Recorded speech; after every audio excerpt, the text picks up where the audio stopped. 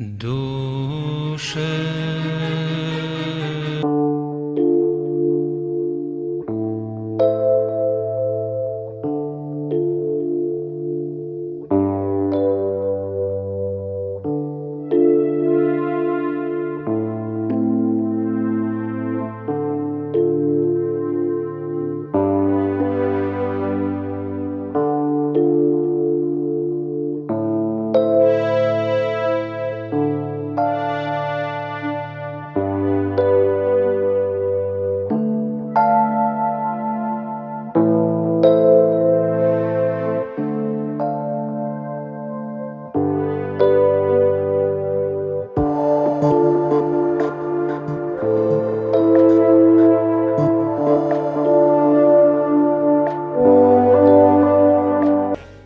Yang berikut kita akan dengarkan sesi yang kedua, sesi yang menarik bagi kita juga pastinya, stigma kafir dalam konteks kebangsaan Indonesia yang akan disampaikan oleh narasumber kita, Bapak Bambang Nursena. Tentu kembali, tak kenal maka tak sayang. Karena itu izinkan saya membacakan sedikit biografi Pak Bambang Nursena ini. Lahir di Indonesia, Pak ya. Lahir di Indonesia tanggal 31 Maret, tahunnya nggak usah.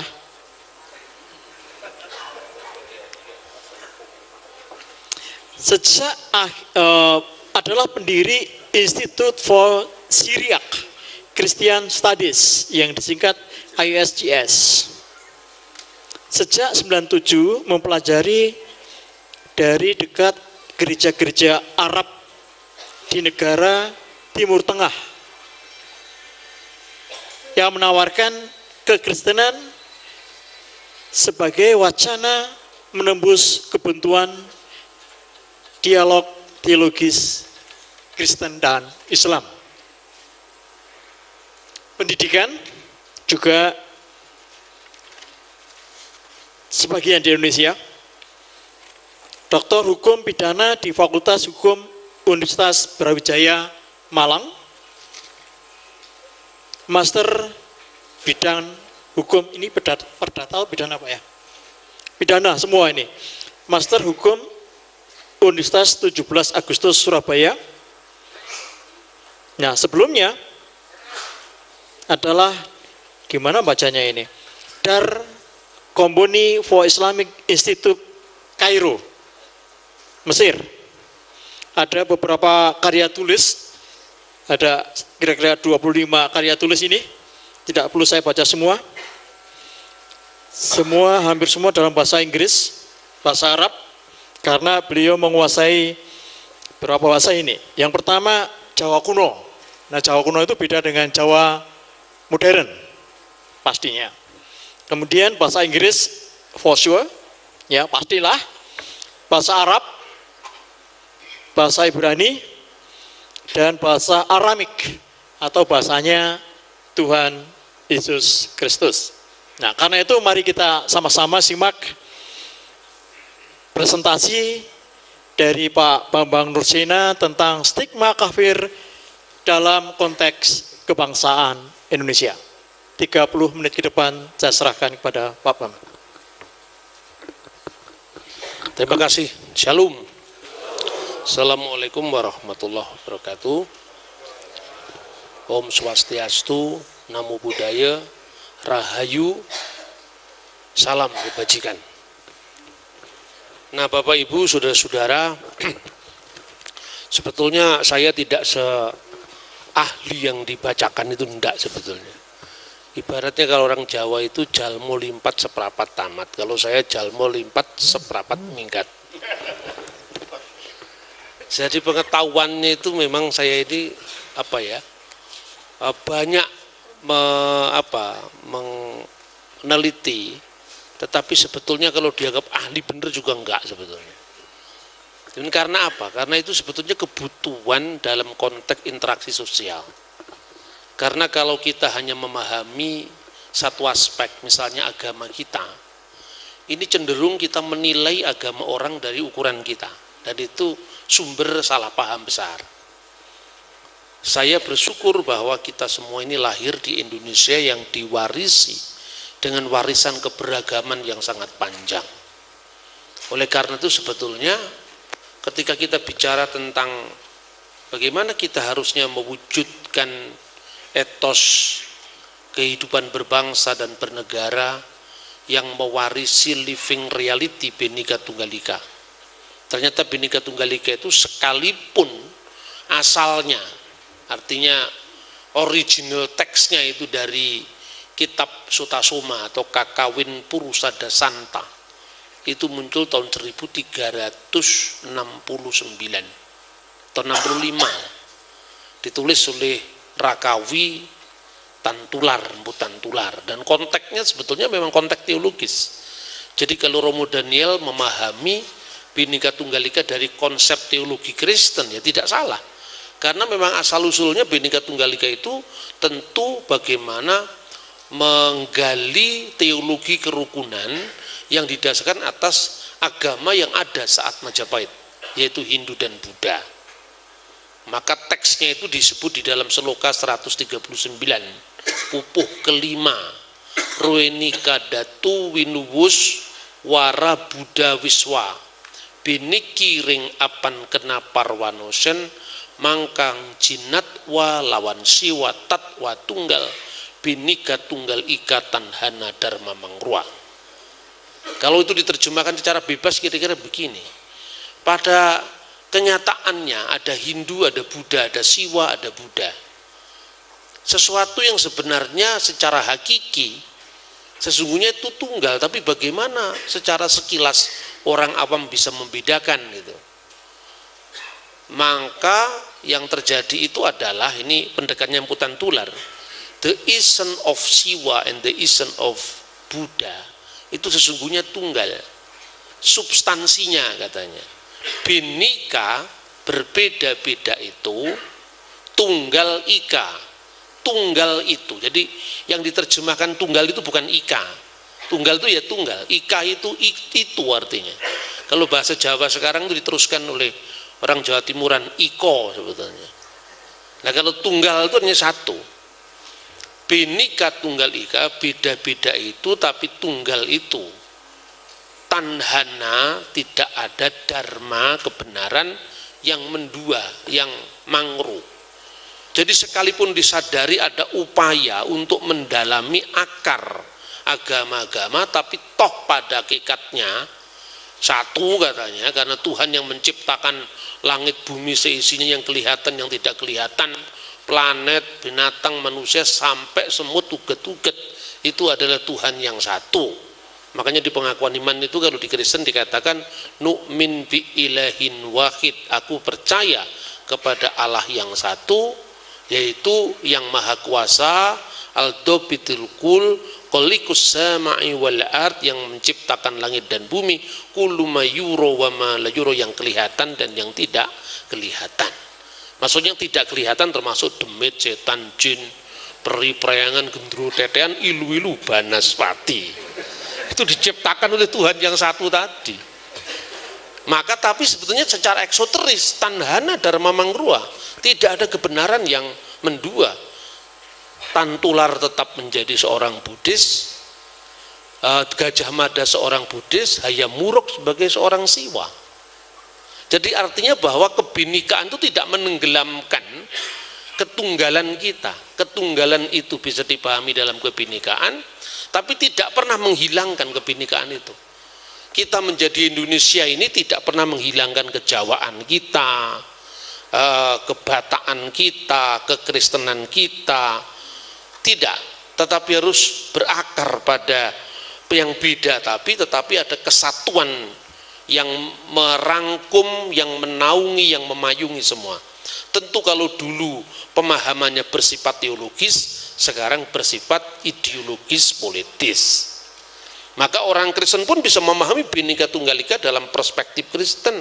Islam bisa memahami Bhinneka Tunggal Ika dalam perspektif Islam, dan seterusnya dan seterusnya. Cuman itu kan ideal Bapak Ibu, artinya das solemnnya seperti itu. Apa dasinnya juga seperti itulah, itu yang jadi masalah. Kadang-kadang impian tidak seindah kenyataan. Lah apa yang terjadi sehingga itu tidak seideal yang kita pikirkan? Pertama, karena banyak orang itu memaksakan pola pikirnya untuk memahami orang lain. Padahal dia juga nggak ngerti apa yang dituduh itu. Maka sebetulnya bangsa kita secara khusus yang saya pahami adalah budaya Jawa, itu sebetulnya menjawab kenapa sih terjadinya keseimbangan kosmik, keseimbangan alam ini, yang dalam cerita wayang itu digambarkan dengan goro-goro. Goro-goro itu kan sebetulnya masa di mana kesosialan kita, sosialitas kita ini digoncang oleh karena ada individualitas, partikularitas yang memaksakan pendapat, memaksakan paradigma, memaksakan ideologi dan seterusnya. Dan itu gambarannya adalah goro-goro. Nah, sejarah kita sendiri mencatat itu. Misalnya ya, masa transisi antara pra-Hindu Buddha dengan Hindu Buddha itu digambarkan dengan memindahkannya puncak Mahameru ke Pulau Jawa dalam cerita Tantu Panggelaran.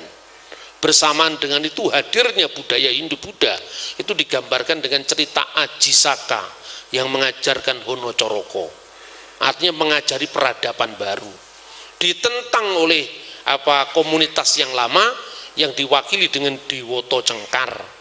Dewata itu Ista Dewata, Tuhan yang Maha Esa, tapi dalam konteks Hindu Cengkar itu melawan. Setelah Haji Soko meruat tanah Jawa istilahnya, maka masa transisi itu dilewati. Hindu dan Buddha welcome, diterima. Masa Islam juga begitu. Menurut Tommy Pires, 70 tahun pertama Islam itu belum bisa menguasai Nusantara ini kecuali di wilayah pesisir. Istilahnya konsep yang utuh untuk Indonesia itu mesti sagara giri. Sagara itu lautan, giri itu gunung. Maka digambarkan mulai dari konsep arsitekturnya Kajak Kelot di Bali, sagara giri di Jawa kuno, sampai suluknya pewayangan. Pasir hawukir ngadep segoro kang bebandaran, hanengenake pasabinan. Negeri ini digambarkan pasir hawukir, yang berpasir-pasir, bergunung-gunung, ngadep segoro kang bebandaran, artinya berhadapan dengan laut luas dengan bandar-bandar besarnya. Tapi hanengenake pasabinan, memprioritaskan sawah. Maka untuk menguasai Nusantara, paling tidak untuk diterima di Nusantara, visi agraris maritim harus dikembangkan. Dan itu terjadi strategi kebudayaan. Ibarat Nusantara ini bisa dikuasai, harus melalui Gunung Jugruk, Segoro Asat. Segoronya sudah asat karena pesisir sudah bisa dikuasai oleh pendatang yang asalnya dari Campa, dari Cina, dari Keling India, dari Gujarat, dari Arab. Itu disebutkan oleh Tommy Pires, seorang pelancong Portugis yang mengunjungi Jawa kira-kira tahun 1510-an. Dan dia mengatakan 70 tahun pertama orang-orang Moor, orang-orang Muslim itu sudah diam di pesisir-pesisir. Mereka tidak hanya jadi orang kaya, tapi juga menjadi orang Jawa karena sudah menikah dengan anak-anak setempat. Makanya yang dulu namanya itu masih 3 suku, misalnya Swan, namanya Bong Swiho, 3 suku, menjadi peranakan, lalu Bonang, Jinbun, Kinsan, Swan Leong, marganya sudah hilang. Ini sebenarnya sudah strategi kebudayaan yang luar biasa. 70 tahun mereka bisa belum menguasai Wukir, karena di Wukir Puja Trisandia baca oleh orang Hindu, dilantunkan oleh orang-orang Hindu Buddha dengan ritual mereka masing-masing. Artinya asam di gunung belum bisa dikuasai oleh pendatang baru ini. Diperlukan waktu 1 generasi lagi. Makanya Wali Songo itu kan terjadi bergenerasi-generasi. Yang kedua itu digambarkan masa transisi supaya tidak terjadi goro-goro. Syekh Subakir Numbali tanah Jowo. Nah, ini gambarannya. Itu mitologinya kan gitu. Di mana ditumbali tanah Jawa itu? Dari Gunung Tidar, anumbali tanah Jawa kabeh, tumulingetan mengulon waroto wukir sak tanah Jawi. Digambarkan apa? Harus ada muncul karya-karya ke tanah-tanah pesisir tapi juga ke pegunungan. Maka dari Demak kemudian ke Pajang, dari Sunan Kudus, Sunan Jogja, akhirnya Sunan Tembayat di Klaten. Gambaran ini sebetulnya apa yang mau ditekankan? Yang mau ditekankan itu adalah agar misi agama, dakwah atau apa saja tidak melukai pihak sebelumnya. Maka kemudian terjadi perang antara Syekh Subakir dengan Semar dan Togok yang kemudian sudah diislamkan dalam bentuk jin-jin tanah Jawa. Yang dulunya itu danyang terus dianggap jin. Ini kan proses kebudayaan. 3 syaratnya gencatan senjata harus dilakukan. Pertama, Islam tidak boleh melakukan kekerasan. Oke, setuju. Islam harus menghormati budaya Jawa. Oke, setuju. Dan tidak boleh cara memaksa. Oke, setuju. Makanya pembangunan masjid, pembangunan pesantren tidak menghilangkan akar yang lama. Bukankah Sunan Kudus memasang sapi gumarang di dekatnya masjid Menara Kudus? Karena orang Hindu sangat menghormati lembu andini agar tidak terluka hatinya, kan begitu. Lah maka juga tidak salah kalau orang Kristen melakukan kontekstualisasi dong. Jangan ada dusta di antara kita. Kalau dahulu kita juga bisa menerima dakwah Wali Songo, lah kalau sekarang ada gereja ortodok yang mungkin penampilannya agak beda, ya tomponen iki wis dadi kodrate kan itu kan. Kira-kira gitu. Dulu juga pernah kok masa transisinya asalkan menghormati keberagaman, tidak melukai pihak lain. Sah-sah saja. Rule of the game-nya itu yang jelas. Wong orang merek sabun aja dipersoalkan. Begitu juga kita. Tidak perlu kita masalahkan. Persoalannya apa? Memang yang ideal tadi, yang dasolen tadi, tidak selalu bisa dilakukan. Maka dasainnya kadang-kadang berdarah-darah ada juga. Makanya saudara-saudara, kalau kita lihat ya secara budaya, ketika terjadi gerakan-gerakan kekerasan, yang terjadi itu sebetulnya kita tidak simpatik kepada korban, tapi gerakan yang ujung-ujungnya itu membela diri. Ketika terjadi teroris itu bukan bagian dari agama. Bukan bagian dari agama terus opo? Wong ayat sing diwaca ayat keagamaan, malah yang dituduh komunis. Yang dibaca bukan Das Kapital, yang dibaca bukan manifesto komunis. Berarti artinya itu, bayangan ideal terhadap agama kita itu ketika menghadapi kenyataan, kita ini sok kaget loh.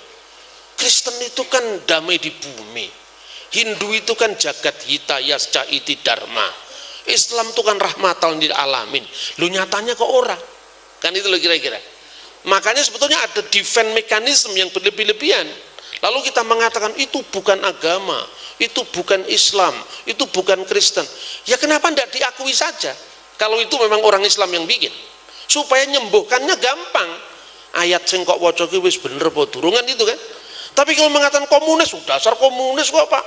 Kita ini sepertinya harus defense mekanisme menutup-nutupi apa yang terjadi agar superioritas kita terhadap agama lain tetap bertahan. Ini yang terakhir loh Mas, gue kan terakhir loh. Sing dia juga mengatakan, aku numpak Matramaja Mas, siji-sijine numpak apa jenenge Argo Wilis kan terakhir itu tentu siapa yang mendefinisikannya kan? Kalau orang Kristen yang terakhir Yesus, orang Islam Nabi Muhammad, orang Yahudi ya Musa.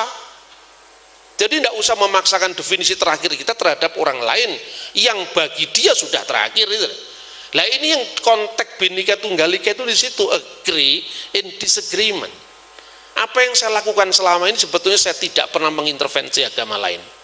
Tapi ketika iman saya disalahpahami, saya harus menjelaskan. Misalnya, saya belajar dari sejarah, Bapak Ibu Saudara-saudara. Stigma tentang kafir itu sudah dicatat tidak hanya oleh penulis lokal Babat, misalnya Babat Tanah Jowo, Serat Kondo, ya kan, Babat Demak, Babat Nitik Mataram. Itu stigma-stigma itu memang muncul. Majapahit kafir, Tapi kenapa kelenteng Sampukong tidak? Karena yang bikin peluru Kinsan, dan itu ada hubungan politis itu. Jadi kafir tidak kafir itu tidak sepenuhnya masalah teologis, tapi kamu rezim lama, saya rezim baru. Yang rezim lama bagaimanapun juga ya harus dianggap dia di luar, makanya terjadilah perbedaan pertentangan antara dinasti Pengging dan Demak, kan itu kan? Kebu Kenongo, Kebu Kanigoro yang tidak lain muridnya Syekh Siti Jenar, sementara Demak muridnya Wali Songo. Ini tidak sepenuhnya murni persoalan-persoalan teologis, tadi ada persoalan politis. Karena apa? Ini kan perebutan terah kekuasaan antara Pengging yang juga anaknya Raja Majapahit terakhir, Brawijaya Pamungkas, Batara Wijaya menurut Tommy Pires, dari siapa? Dari Andoyoningrat. Andoyoningrat itu mengawini salah seorang dari anak perempuan dari Kertabumi yang namanya Retno Pembayun. Lahirlah Kebu Kenongo, Kebu Kanigoro, Kebu Kenongo punya anak Joko Tinggur dan seterusnya. Lah Trah Demak juga begitu, Raden Patah, Pati Yunus, Trenggono, Sunan Prawoto dan seterusnya. Ini politik. Karena itu sesungguhnya membaca goro-goro itu mesti dengan kearifan. Artinya apa? Stigma kafir itu muncul sebagai pengesah kadang-kadang legitimasi politik. Makanya Tommy Pires itu ketika mengunjungi tanah Jawa dia mengatakan gini, Pati Dayu, Dayu itu daha, Pati itu Mahapati atau Adipati, itu dibenci oleh pati-pati yang lain di tanah Jawa itu karena dia dekat dengan orang Kapre. Kapre itu kafir. Berarti apa, stigma kafir itu memang sudah ada dalam konteks kehidupan kita berbangsa bermasyarakat. Lo jangankan lo zaman Majapahit, sampai sekarang ya masih ada kok.